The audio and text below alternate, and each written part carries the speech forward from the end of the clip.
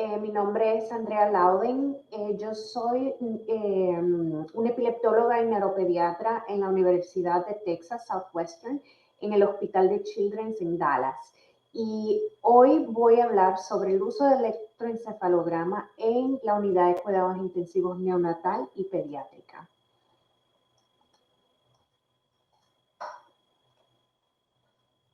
No tengo revelaciones financieras.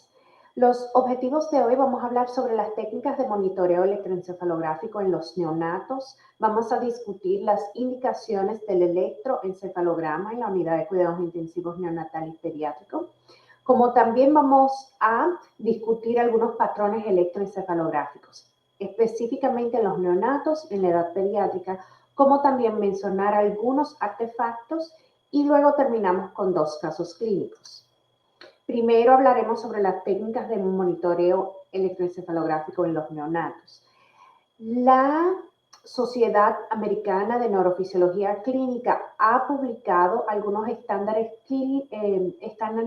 técnicos para el monitoreo en los neonatos. En los neonatos vamos a utilizar los electrodos y vamos a utilizar electrodos limitados siguiendo el Sistema Internacional 10 a 20. Luego, y va a ser un montaje reducido de electrodos. Este montaje reducido de electrodos va a tener una sensibilidad de 97% y una especificidad de 100% para la detección de las convulsiones neonatales.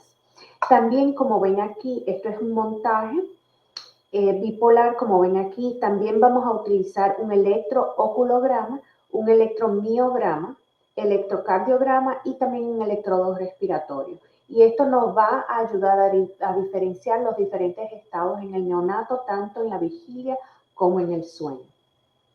Otras diferencias en la técnica es que por lo menos debemos de capturar un ciclo de sueño y vigilia. Y típicamente esto ocurre cuando monitoreamos por lo menos por 60 minutos.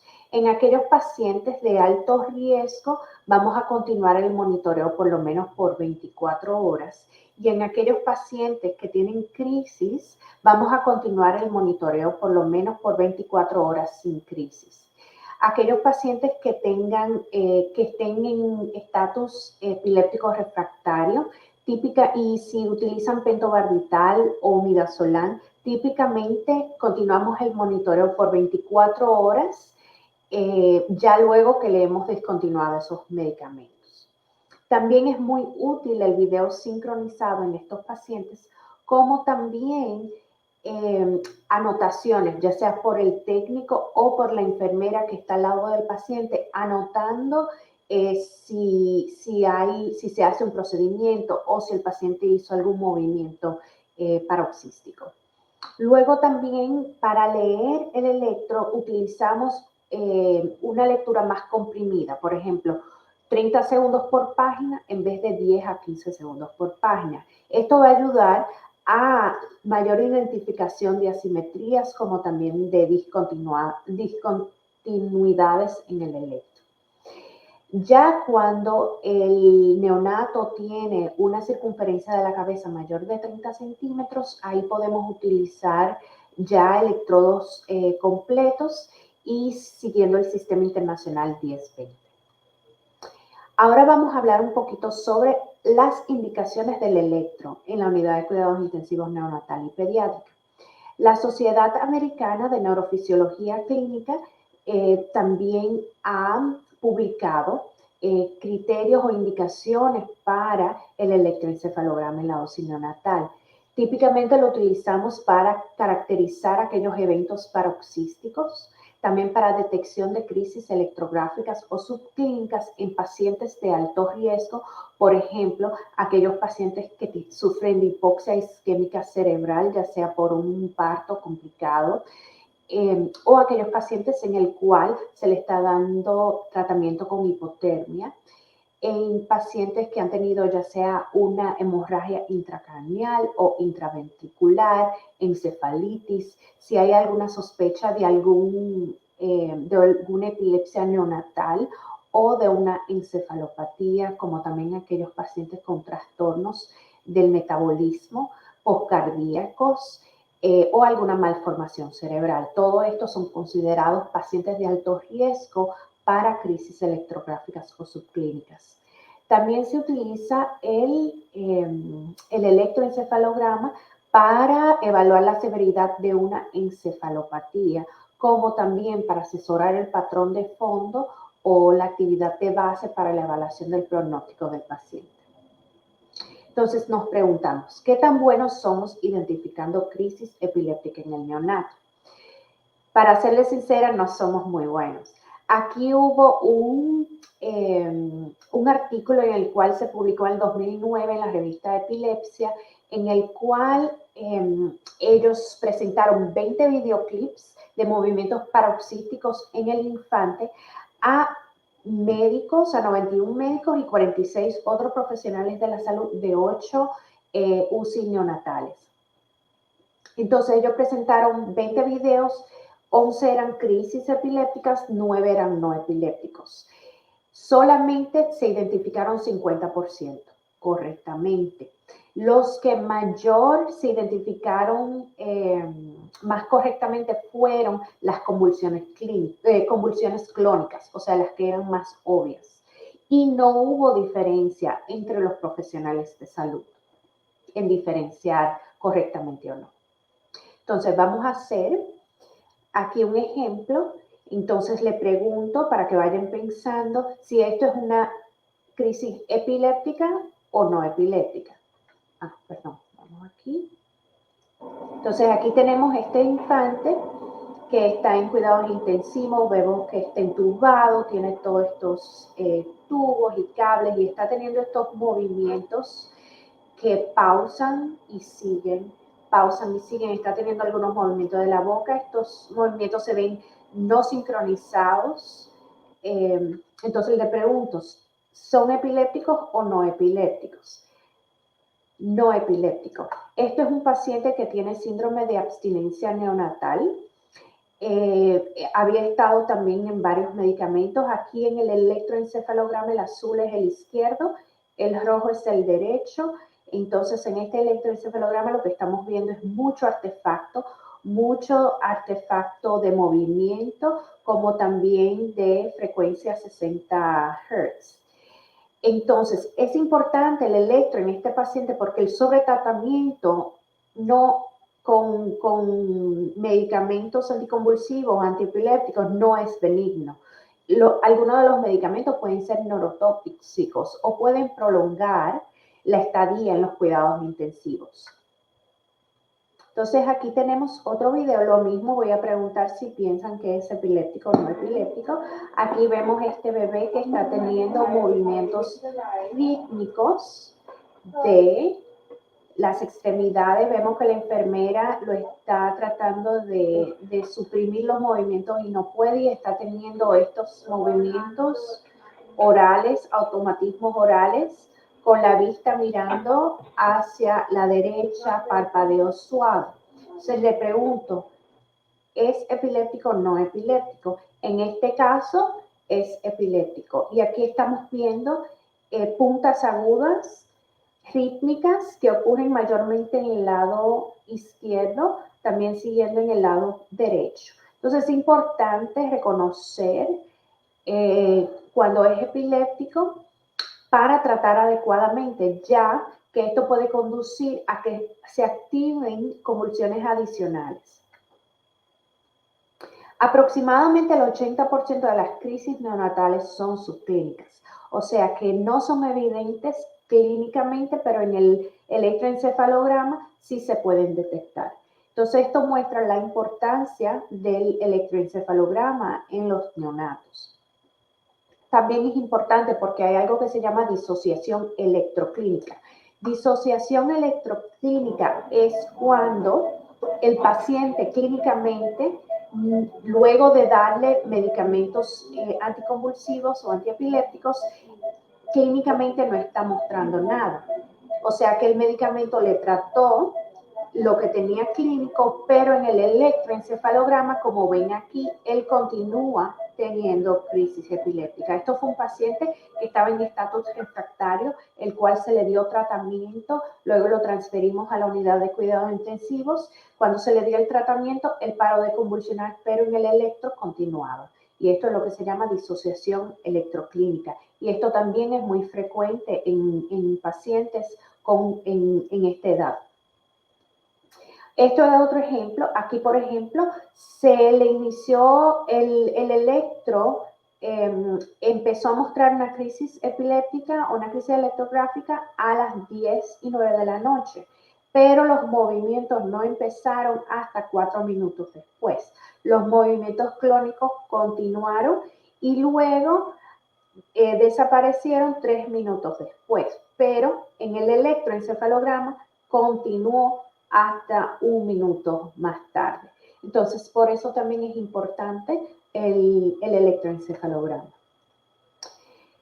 Las características encefalográficas para las crisis epilépticas en los bebés prematuros típicamente van a seguir el patrón de maduración de posterior a anterior.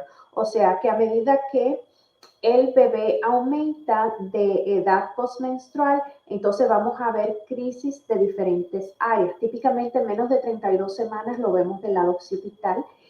El área central, parietal, mayor de las 32 semanas. Aquí ven que en menos de 28 semanas típicamente no se ven frontales, no se ven crisis frontales, pero ya a medida que aumenta de edad el paciente sí se empiezan a ver.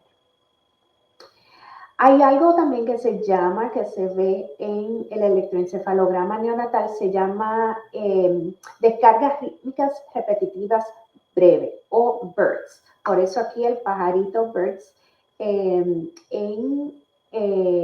inglés. Y esto es un patrón rítmico con o sin evolución que tiende a durar menos de 10 segundos, porque mayor de 10 segundos entonces sería una crisis electrográfica. El significado de este patrón rítmico no está muy claro. Se ha relacionado a tal vez a mortalidad y discapacidad neurológica similares a las de las crisis, y también se ha encontrado que se ve más comúnmente en aquellos pacientes que tienen crisis electrográficas. Y aquí vemos un ejemplo de este patrón rítmico aquí en el lóbulo, en el área temporal. Entonces, para clasificar las crisis neonatales, a través de los años han habido muchas clasificaciones. El de Wolf, que era el primero en el cual había énfasis en los criterios clínicos. Luego estaba el de Mizrahi y Kellaway, en el cual aquí le hacían más énfasis al patrón electroencefalográfico. Luego, el ILAI, ellos decidieron clasificar las crisis y luego de nuevo reclasificarlas, y ellos también diferenciaron las crisis en base también a la etiología, siendo la hipoxia isquémica, la encefalopatía hipóxica isquémica la más común. Ellos también mencionaron que no ponían un límite de duración, o sea que aunque si había un patrón electroencefalográfico que evolucionaba en frecuencia, en amplitud, el tiempo no era importante. Aunque, por ejemplo, aquí esto lo llamaríamos un patrón rítmico repetitivo breve, un BERTS, pero ellos dijeron que sí tiene cambio en amplitud, sí evoluciona. ¿Por qué no llamarlo crisis epiléptica, aunque dure menos de 10 segundos? Entonces, ahora vamos a hablar un poquito sobre las indicaciones de monitoreo continuo en la UCI pediátrica.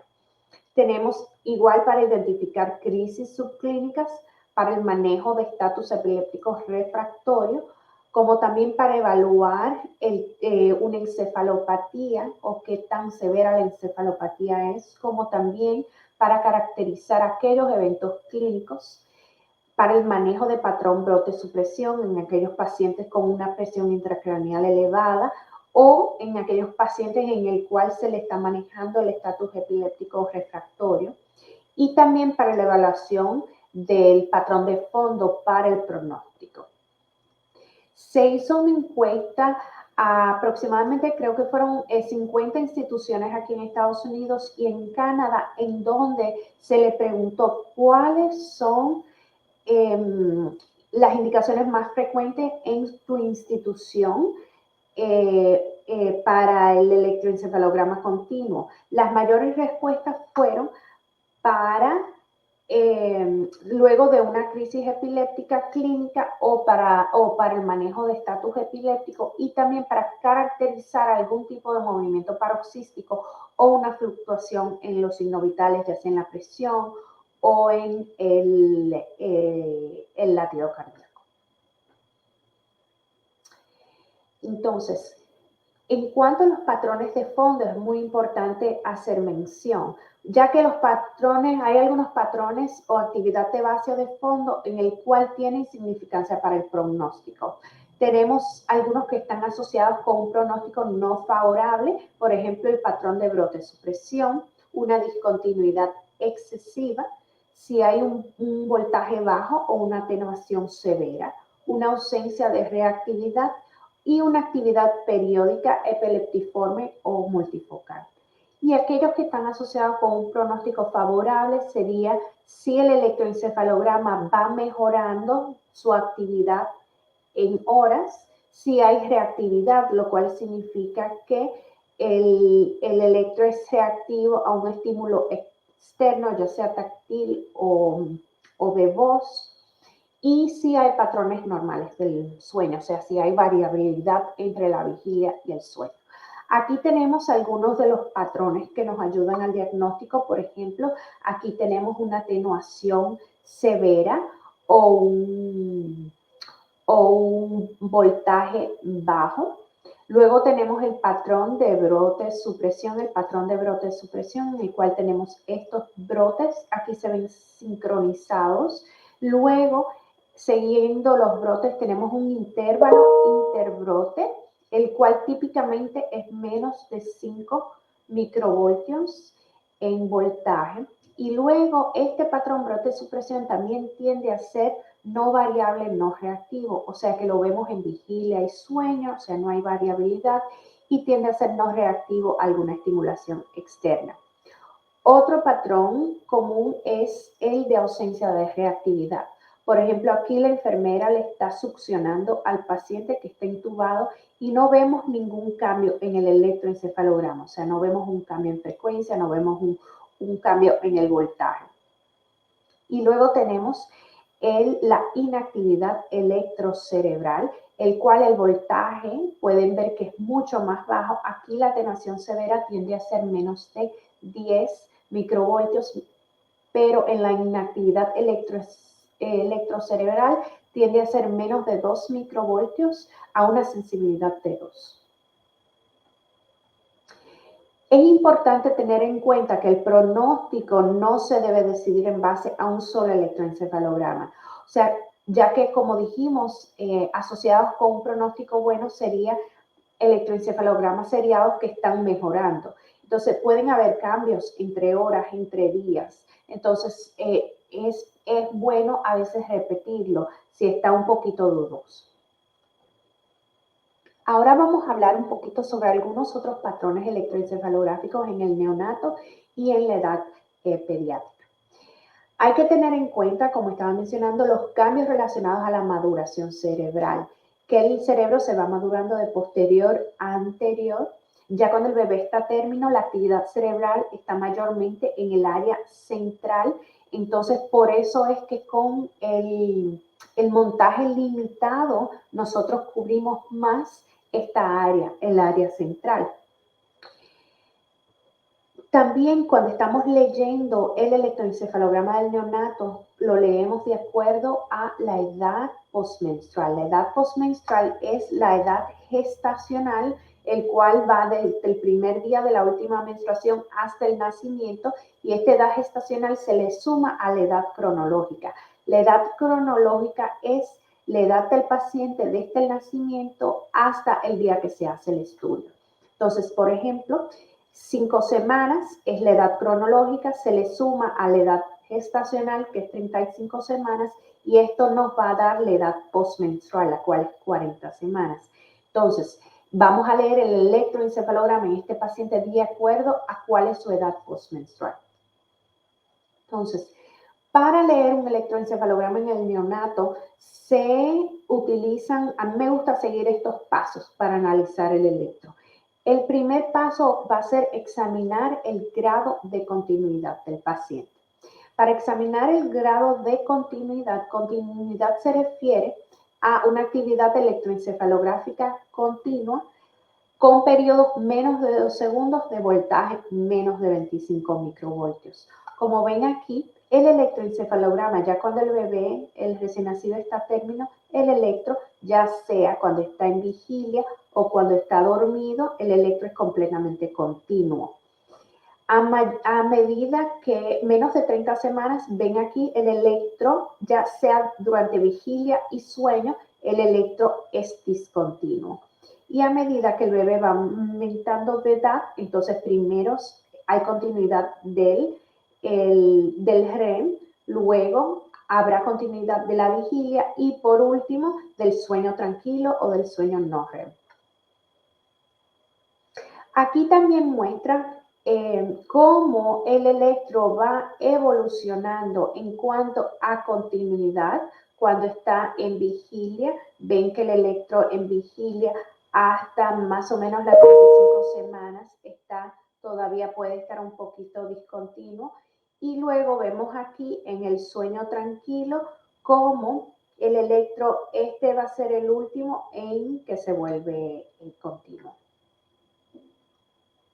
Aquí tenemos ejemplos de grados de discontinuidad en el neonato.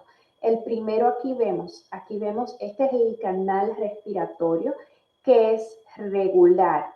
Esto me dice a mí que el bebé está dormido. Y luego estamos viendo aquí un brote, luego vemos un intervalo interbrote, vemos otro brote, vemos un intervalo interbrote. Este bebé, porque el voltaje en el intervalo interbrote aparenta bajo, menos de 25 microvoltios, y también vemos la presencia de grafoelementos. Aquí vemos un cepillo delta. Esto me dice que este bebé tiene que tener más o menos 35, 34 semanas, y esto es lo que se llama tracé discontinuo, el cual se ve en el sueño tranquilo. A diferencia de este patrón, el cual vemos aquí el brote, aquí vemos un intervalo interbrote, vemos otro pequeño brote, intervalo interbrote, el voltaje es mayor en este, de nuevo el bebé está durmiendo, viendo el canal respiratorio, y esto es lo que llamamos un tracé alternante o un trazado alternante, y esto se ve más en los bebés a término. Luego tenemos aquí que aquí vemos está bien bajo voltaje y luego vemos un pequeño brotecito, tal vez aquí el bebé está parpadeando y luego entonces vemos la respiración irregular, lo que me dice que tal vez este bebé está aquí despierto, pero este intervalo es muy largo. Entonces esto me dice que este bebé o es muy prematuro, menos de 28 semanas, o hay una discontinuidad excesiva. Y luego aquí vemos el voltaje bien bajo, vemos un brote y el voltaje bastante también bajo, y esto me dice que esto probablemente es un patrón de brote supresión. Diferencias de estos dos es que aquí estoy viendo un grafoelemento, aquí estoy viendo un cepillo delta, mientras que aquí no veo nada. Entonces estos son diferentes grados de continuidad, lo cual pueden cambiar o tal vez, por ejemplo, estos tres pueden ser un poquito apropiados dependiendo de la edad postmenstrual del paciente. Y aquí vemos el patrón de brote supresión, típicamente tiene un intervalo, interbrote, el voltaje es de menos de 5 microvoltios en el tracé discontinuo, que es parte del sueño tranquilo de los prematuros, tiene un voltaje de menos de 25, y ya el trazado alternante que se ve en los bebés más a término tiene un voltaje de mayor de 25 a 50 microvoltios. El segundo paso para analizar el electro es sincronía. Sincronía significa que los brotes ocurren a menos de 1.5 segundos de cada uno en cuanto al hemisferio derecho o izquierdo. A medida que el bebé aumenta de edad, ya cuando está a término, hay más o menos 100% de sincronía entre los dos hemisferios. Luego, también en bebés menos de 27 semanas puede haber una hipersincronía, que luego se vuelve no sincronizado y luego a medida que aumenta de edad es más sincronizado. Aquí vemos un ejemplo, aquí vemos un pequeño brote, aquí vemos un pequeño brote, pero no le estamos viendo en el lado izquierdo, en el hemisferio izquierdo. Luego aquí en este vemos un brote aquí en el lado derecho y más de 1.5 segundos estamos viendo el brote en el lado izquierdo. Esto es lo que se llama asincronía interhemisférica y típicamente la podemos ver en aquellos pacientes con lesiones del cuerpo calloso. Luego el siguiente paso es examinar la simetría entre las áreas corticales homólogas. Aunque el bebé tenga asincronía o no esté sincronizado, debe de tener simetría entre los dos hemisferios. Y simetría significa es en base a la amplitud. Y una simetría de una amplitud más de 50% es considerado anormal. Entonces aquí vemos en el lóbulo, en el lado izquierdo del cerebro, vemos que los voltajes están más bajos comparados con el lado derecho. El próximo paso es analizar los estados de vigilia y sueño. Entonces, los cambios relacionados con el estado de vigilia y sueño lo vemos en el electroencefalograma como también en aquellos canales poligráficos.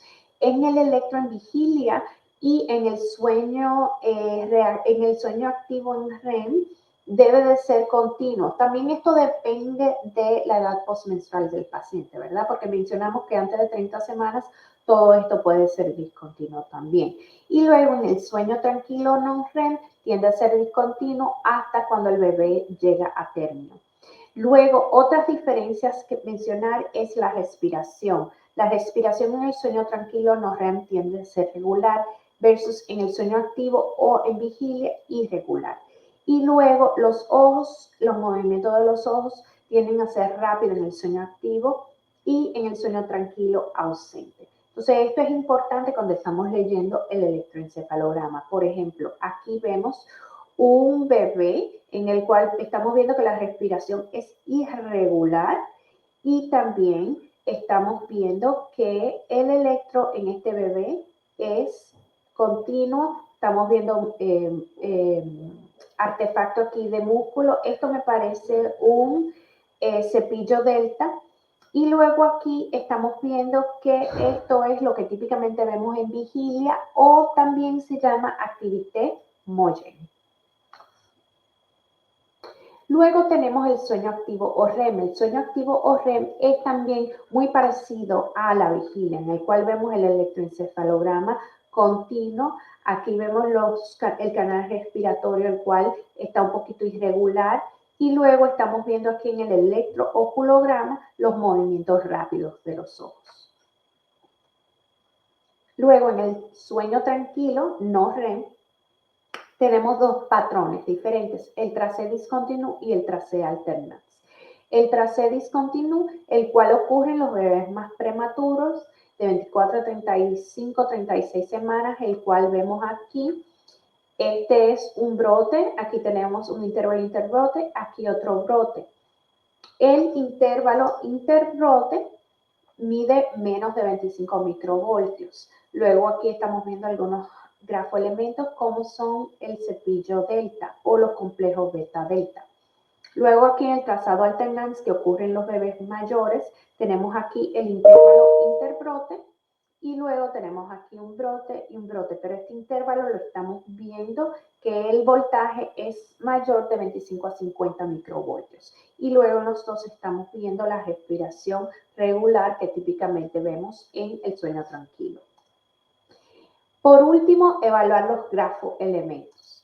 Los grafoelementos son marcadores electroencefalográficos el cual van a aparecer o desaparecer dependiendo de la edad postmenstrual del paciente y del desarrollo. Entonces tenemos varios, como le mencioné, el beta-delta complejo o el cepillo delta. También tenemos los brotes teta temporales, los brotes alfa temporales. Y como pueden ver, dependiendo de la edad, estos van a estar apareciendo o desapareciendo. Ahora quiero mencionar unos cuantos artefactos que vemos comúnmente en los pacientes pediátricos, ya sea en cuidados intensivos o también en niños normales. Vemos aquí, el primero, el cual están viendo aquí en las áreas más frontales o frontotemporales, los movimientos de la cabeza. Estos típicamente se ven en los niños cuando están despiertos y tienen movimientos de cabeza de lado a lado como este bebé. Otro es el artefacto de palmadas. Este es muy común en bebés en neonatal y los bebés pequeños. Y aquí pueden ver estas puntas agudas rítmicas que van a cambiar de frecuencia dependiendo de qué tan rápido o qué tan lento estas palmadas ocurren. Aquí una clave es ver el electrocardiograma también, ya que muestra mucho artefacto de movimiento. Igual, más artefacto de palmadas para que vean qué tan diferentes se pueden ver. Aquí vemos estas puntas como seguidas de ondas lentas. Vemos el electrocardiograma también que muestra movimiento y esto también es artefacto de palmadas. Aquí vemos otro un poquito más en el irregular, comparando el lado derecho con el lado izquierdo, también en la parte media, y vemos todo el artefacto de movimiento en el electrocardiograma. O sea que incluso un mismo artefacto de palmada se puede ver muy diferente, dependiendo también de la frecuencia en que le están dando las palmadas al bebé. Otro que vemos también comúnmente y también en adultos es el artefacto masticatorio o de masticación. Por ejemplo, hay veces que los niños están con gomas de mascar y el electro completamente está mostrando este artefacto masticatorio que típicamente se ve mayormente en aquellos electrodos temporales. Entonces, ya por último, vamos a hablar sobre, mencionar dos casos clínicos interesantes. Primero tenemos un niño de 2 años que se presenta con mioclonías posanóxicas. Este niño era previamente sano, él fue encontrado en una piscina o en la alberca de la casa. Se desconoce la duración de cuánto estaba sumergido, y él tuvo un paro cardíaco, como también insuficiencia respiratoria, requirió resucitación cardiopulmonar, se tuvo que entubar y se puso en ventilación mecánica. El examen físico, cuando se presentó al hospital, él tenía sacudidas mioclónicas, tenía ausencia de mordaza, como también de tos y de gagueo, tenía ausencia de reflejo corneal, tampoco retiraba extremidades si se le hacía un estímulo doloroso, pero tenía la pupila reactiva. El electroencefalograma inicial mostró estos brotes con periodo de supresión. Tenemos un brote, periodo de supresión. Y esto era el patrón electroencefalográfico de brote de supresión. Cada vez que él tenía uno de estos brotes, esto estaba asociado con mioclonías. Aquí pueden ver en este video, aquí pequeño, ahí vemos los movimientos de las extremidades cada vez que el paciente tiene estos brotes, y lo estamos viendo en las extremidades distales, como también en los brazos. Son no sincronizados, aparecen un poquito variable y son de las extremidades distales. El paciente también hubo un momento en el cual él estaba paralizado y todavía estaba teniendo actividad epileptiforme en brotes en el electroencefalograma. A este paciente se le trató con bolos de lorazepam, levetiracetam, fosfenitoína, como también ácido valproico. Y se concluyó que él tenía un estado mioclónico posanóxico. Luego, el siguiente día, el patrón de brote de supresión cambió y cambió a estas descargas periódicas, generalizadas, sincronizadas en ambos lados, bilateral, con también una actividad rápida, como con puntas superimpuestas, y es lo que se llama GPDS más Fast Activity, Generalized Periodic Discharges plus Fast Activity. Y estas estaban ocurriendo a 1.5 por segundo. Entonces tenía un patrón periódico. Luego al tercer día el patrón cambió y se volvió voltaje más bajo con puntas multifocales. Para luego, al quinto día de la presentación, el paciente ya tenía voltajes más bajos, con ondas más lentas, no estaba reactivo ni tampoco variable. O sea, todo asociado con un pronóstico pobre. La resonancia magnética del paciente mostró que él tenía varias lesiones que iban con la historia de anoxia corticales, como también había mención de lesiones subcorticales. Entonces, revisando la literatura en cuanto a las características electroclínicas y la significancia del pronóstico en aquellos pacientes con mioclonía posanóxica, en pacientes pediátricos no hay mucho escrito y encontré este artículo en pacientes de adultos en el cual ellos evaluaron, hicieron una revisión retrospectiva de récords médicos de 59 sobrevivientes que desarrollaron mioclonía 72 horas luego del paro cardíaco o entre las 72 horas luego del paro cardíaco y en el cual en estos pacientes se le hizo monitoreo continuo del electro. Y ellos entonces revisaron varias variables, incluyendo cuándo se inició la mioclonía. Se clasificaron como de inicio temprano aquellos que iniciaron antes de las 24 horas y luego también diferenciaron la semiología, si era multifocal, facial, ocular o del cuerpo. 7 de 59 de los pacientes, o sea, un 12%, tuvieron una recuperación de conciencia, incluyendo 6 de esos pacientes con inicio temprano de la mioclonía posanóxica.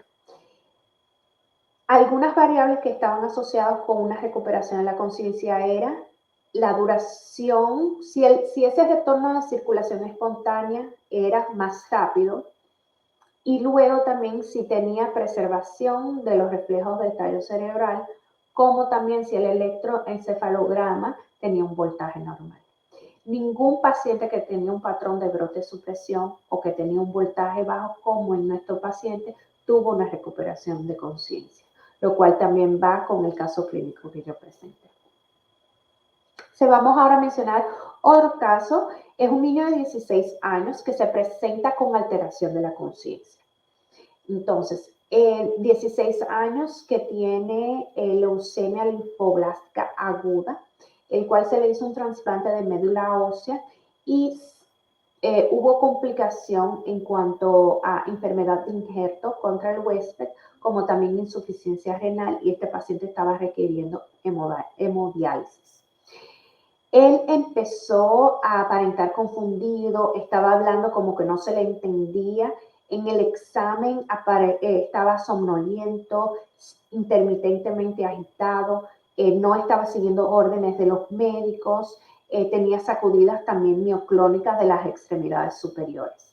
Se le dio un bolus de lorazepam y de levetiracetam y no se mejoró. Casualmente, a este paciente le habían hecho un electroencefalograma 2 meses antes porque él había tenido un evento de sospecha de un evento bilateral tónico-clónico. Entonces, él tenía un electroencefalograma de 2 meses antes de ahora de la presentación que estaba confundido y ese electroencefalograma había mostrado que las ondas estaban lentas. También le hicieron una resonancia magnética, lo cual mostraba cambios crónicos aquí tiene un higroma subdural en ambos lados. Se le repitió el electroencefalograma, la resonancia magnética, la cual no mostró ningún cambio agudo. Luego, se le hizo ahora con esta presentación, aparentando confuso, no hablando, se le repitió el electroencefalograma. Y vemos que este electroencefalograma es muy diferente al otro electro que teníamos de 2 meses antes. Y este electroencefalograma está mostrando actividad rítmica generalizada en ambos lados, también añadiendo que tenía unas puntas agudas.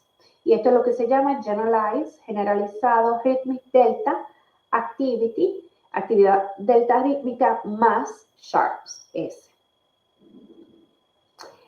Entonces nos podemos a pensar, ¿hubo algún otro cambio? Se le empezó a dar un medicamento. Entonces en la historia,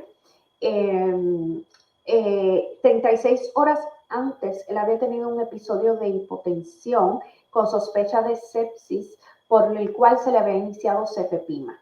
Y la cefepima se le estaba dando cada 8 horas.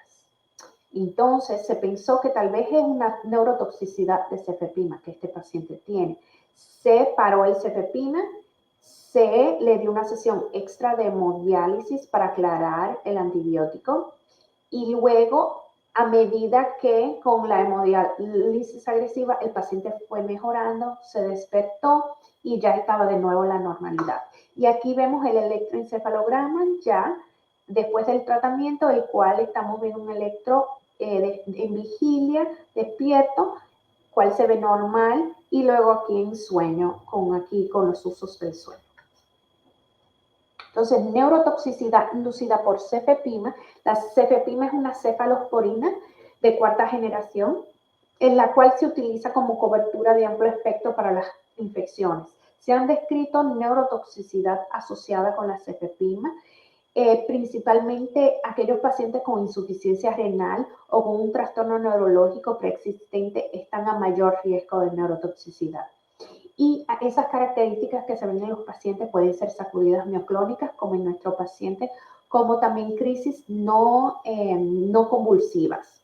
Y esto puede ocurrir entre 1 a 24 días después de la administración de la cefepima. Y la hipótesis es que la cefepime puede ser un antagonista del receptor GABA o causa inhibición de la liberación del GABA, lo cual va a conducir a una desinhibición, lleva a que las neuronas se sobreexciten y luego esto puede resultar en convulsiones o en otras características neurotóxicas. Entonces, en conclusión, hay que tener buenas normas técnicas siguiendo los estándares clínicos de la Sociedad Americana de Neurofisiología Clínica. En los neonatos, tratar de llegar aunque sea 60 minutos del electro, ya que así se puede ver los cambios de vigilia y de sueño en el paciente. Tener en cuenta los cambios de maduración, ya que el electroencefalograma neonatal y pediátrico va a cambiar con la edad. Como también es importante, y no mencionamos mucho por el tiempo, pero hay que aprenderse las variantes pediátricas y neonatales normales, ya que esto va a prevenir también interpretación de anormalidades excesivas. Hay que tener en cuenta cuáles son esas indicaciones para la utilidad del electroencefalograma continuo y que aproximadamente el 80% de las crisis neonatales pueden ser electroencefalográficas o subclínicas. Y no predecir el resultado en base a una sola característica del electro o en base a un solo electroencefalograma, ya que varios patrones pueden ser transitorios. Entonces, muchísimas gracias. Si tienen preguntas, y aquí también le dejo mi correo electrónico para cualquier pregunta o si me quieren contactar con cualquier opinión o de un paciente o algo, ahí está mi correo. Muchísimas gracias.